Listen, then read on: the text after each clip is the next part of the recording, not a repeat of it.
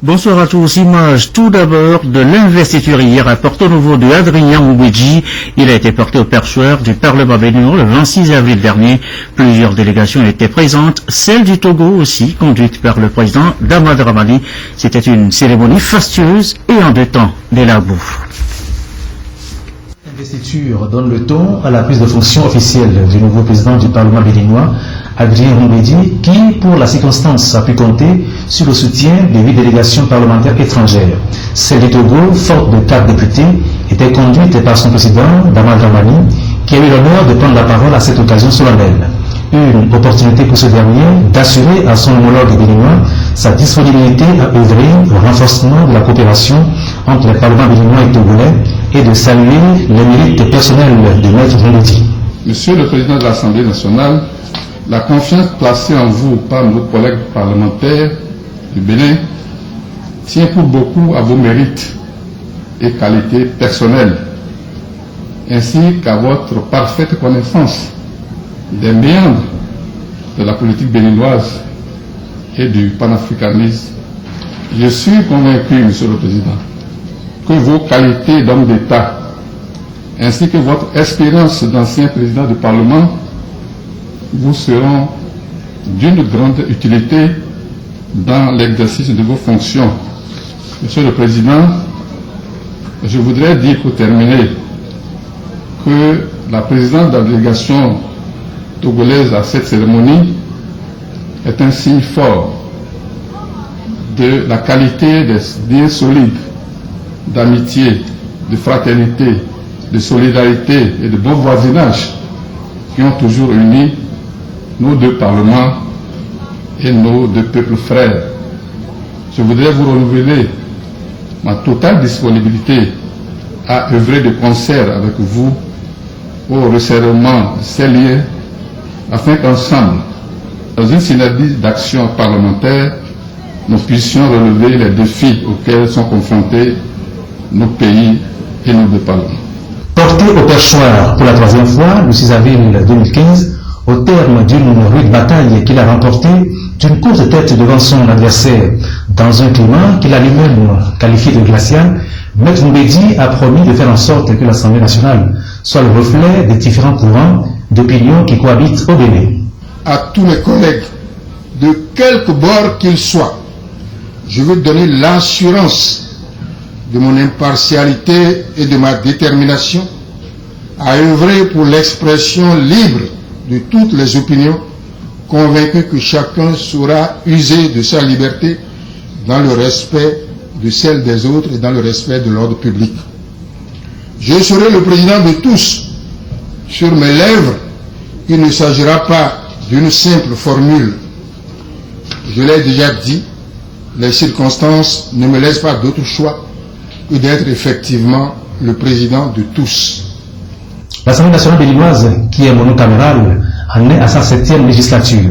Elle compte 83 députés, élus pour un mandat de 4 ans et répartis dans 5 commissions permanentes. L'actualité chez nous est ce sujet, l'aveugle et l'enfant. Ce n'est pas une histoire que je vais vous raconter, c'est le titre d'un test proposé ce matin aux candidats à l'examen du CEPD, le certificat d'études du premier degré. Ils sont plus de 183 000 élèves du CM2, candidats donc à cet examen. Les épreuves ont démarré ce mardi. Constat à Motchin avec Chassim Nabaga. L'aveugle et l'enfant. C'est le titre du test soumis à la réflexion des candidats à l'obtention du certificat d'études du premier degré CEPD. Pour cette première épreuve, il est évalué chez l'élève le niveau du vocabulaire, la maîtrise de l'agencement des mots et le maniement de la langue de Molière, mais également le développement mental des enfants à travers la compréhension du test. Les 1h15 de temps impartis à l'épreuve ont permis aux candidats de prendre le pouls de l'examen. J'ai compris le test et j'ai bien travaillé. Quand on réussit à la fin de cet examen. Sur toute l'étendue du territoire national, ils sont environ 183 000 candidats à se lancer à la conquête de leur premier diplôme scolaire. Un précieux sésame qui va leur ouvrir les portes du collège. C'est un processus de sélection qui exige des aptitudes et des comportements comme la concentration, le sérieux et l'honnêteté dans le travail. Voilà ce qu'est venu rappeler aux candidats le ministre des Enseignements primaires et secondaires en tournée dans certains centres d'écrit à Notière et à Pelé, dans la région des Plateaux. Cette année pour nous est une année pleine de sens. C'est le couronnement de la gratuité de l'école au niveau du primaire. Vous savez que la gratuité a commencé en 2008 et ceux qui ont bénéficié de cette gratuité dès le CP1 sont en train de passer les examens. Et entre 2008 et 2015, eh bien, nous avons un surplus d'élèves de près de 57 000 candidats.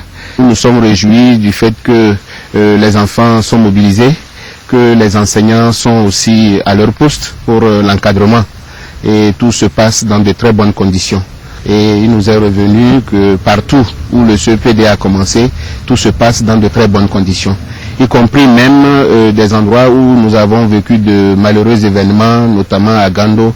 Et nous avons ouvert d'urgence un centre au niveau de Mango pour les enfants qui ne pourraient pas retourner.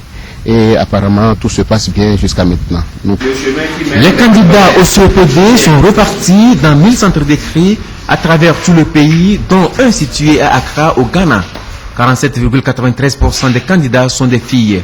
L'examen du CEPD est prévu pour durer 3 jours. Il prendra donc fin jeudi prochain.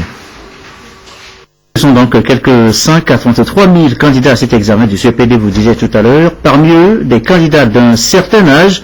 Ils sont dits des candidats libres. Ils n'avaient pas eu la chance de décrocher ce diplôme plus tôt. Ils s'y mettent maintenant. Gros plan ce soir sur ces candidats hors normes. Chassim Nabaga. Il constitue l'illustration concrète de l'adage selon lequel il n'y a pas d'âge pour étudier. N'ayant pas eu la chance d'aller à l'école pour certains, ou d'avoir quitté très tôt les bancs pour d'autres, ces adultes dont l'âge varie entre 25 et 60 ans sont à la conquête du CEPD, un diplôme qui va leur ouvrir de nouvelles horizons. Ce diplôme a plusieurs ouvertures. Il y a, pour ceux qui les désirent, ils peuvent continuer leurs études.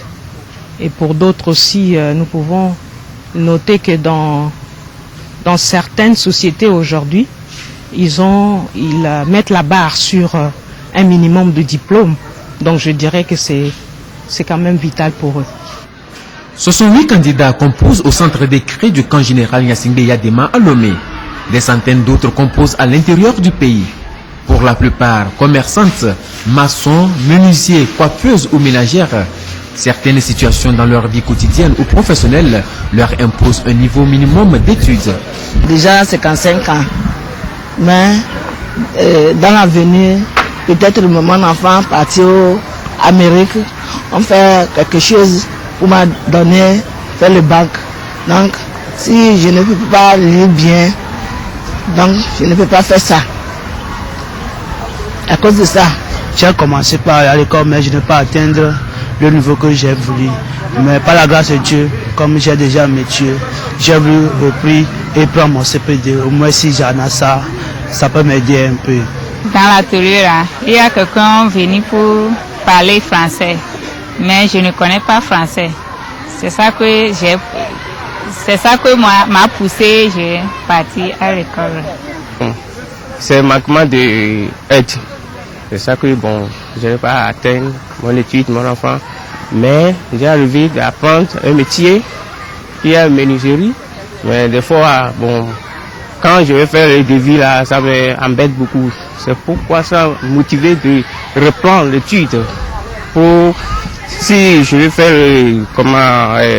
devis et calcul, ça m'empêche pas. Le Togo, engagé dans le processus de l'éducation pour tous, met un accent particulier sur l'alphabétisation des adultes. Un programme national d'appui à l'alphabétisation des femmes est en cours d'exécution depuis 2014. L'objectif est de réduire le taux d'analphabétisme des individus de 15 à 45 ans de 43,1% à 16% d'ici à 2025.